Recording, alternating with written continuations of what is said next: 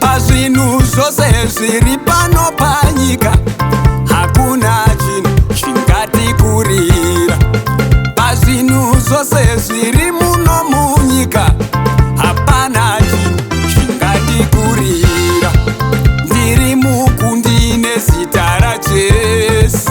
Ndiri mukundi nezita raJesu. Uri mukundi nezita raJesu. Uri mukundi nezita raJesu. Tiri vakundi nezita raJesu.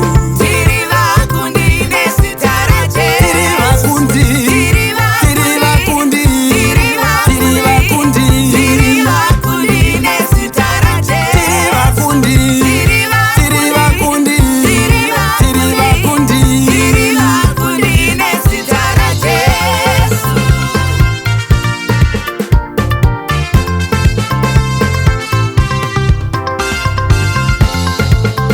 Ari mandiri mukuru kupinda ari munyika. Tiri mukundi nezita raJesu. Ari mauri mukuru kupinda ari munyika. Uri mukundi nezita raJesu. Ari matiri mukuru kupinda ari munyika. Tiri vakundi nezita raJesu. Tiri mukundi. Tiri Uri mukundi. Uri mukundi. Tiri vakundi. Tiri vakundi nezita raJesu. Tiri mukundi. Tiri Uri mukundi.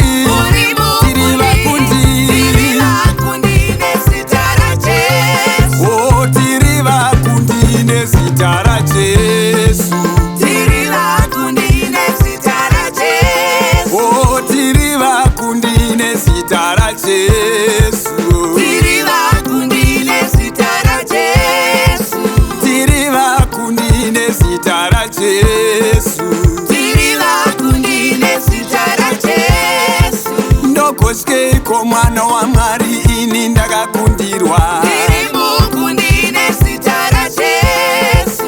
Unotyeiko mwana waMwari iwe wakakundirwa. Uri mukundi nezita raJesu.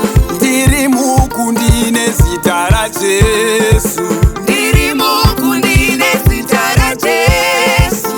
Uri mukundi nezita raJesu. Uri mukundi nezita raJesu. Tiri vakundi nezita raJesu.